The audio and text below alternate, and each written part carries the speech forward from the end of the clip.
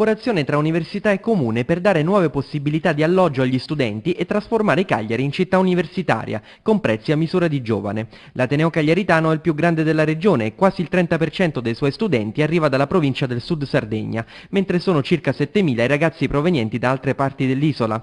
Cagliari però ha un costo della vita più alto rispetto alla media di altri capoluoghi universitari. L'università dialoga con il sindaco e con le associazioni dei condomini proprio per ottenere affitti più convenienti e servizi comunali meno cari. Più aumenta il numero dei ragazzi che risiedono a Cagliari perché studiano a Cagliari e più l'indotto per tutta la città aumenta. Noi abbiamo veramente la possibilità di aumentare il numero in maniera esponenziale e che non possiamo volerlo solo noi come università, bisogna che la città ci segua in questo, ma io credo che sia possibile. L'importante è cominciare a comunicare.